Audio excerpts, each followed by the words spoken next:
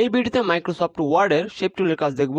আর এই শেপ টুলের কাজ জানতে হলে আমাদের প্র্যাকটিক্যালি কিছু কাজ করতে হবে। তো আমরা প্রাইমারি এবং হাই স্কুলের বইগুলোতে দেখেছি এই শেপ ব্যবহার করে খাদ্য পিরামিড তৈরি করতে। তো আজকে এটাই দেখাবো, একটি খাদ্য পিরামিড তৈরি করব একদম নর্মাল ভাবে। এর জন্য ইনসার্ট হতে শেপ টুলে গিয়ে এই শেপটি নিয়ে নিই এবং এটি একটি ফিল কালার দিয়ে ফিল করে নিই।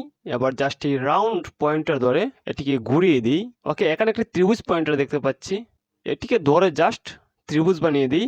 ওকে, এবার কন্ট্রোল ধরে মাউস দিয়ে জাস্ট এটিকে কপি বানিয়ে নিই এবং প্রতিটি শেপের জন্য আলাদা আলাদা ফিল কালার ব্যবহার করব। এবার ড্রাগ করে এটিকে ছোট করে নির্দিষ্ট স্থানে বসিয়ে দিই, ঠিক আমি যেমনটা বসাচ্ছি। এরকম মোট 4টি শেপ লাগবে, যেহেতু কাভারের 4টি স্তর রয়েছে। আমি শেপগুলো সেট করে নিচ্ছি। এবার আমরা খাদ্য স্তরের নামগুলো দিয়ে নিচ্ছি।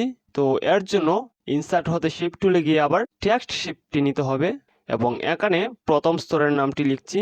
এখন হাতে ফিল কালারটি দিয়ে নিচ্ছি এবং একটি এরো শেপও দিয়ে নিচ্ছি। এখন জাস্ট এই এরো আর এই শেপটিকে কন্ট্রোল প্রেস করে জাস্ট কপি করে নিই এবং পরবর্তী স্তরসমূহের জন্য সাজিয়ে নিই।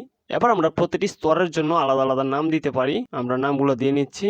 আর এখন হতে প্রতিটি শেপের জন্য আলাদা আলাদা কালার সিলেক্ট করে দিচ্ছি যাতে শেপগুলো সুন্দর দেখায়। তো এভাবে আমরা শেপ টুলের কাজগুলো শিখে ফেলতে পারি। ভিডিওটি অবশ্যই টাইমলাইনে শেয়ার করে দিবেন এবং মাইক্রোসফট আর গ্রাফিক রিলেটেড কাজ শিখতে এই পেজের সাথেই থাকবেন। ধন্যবাদ।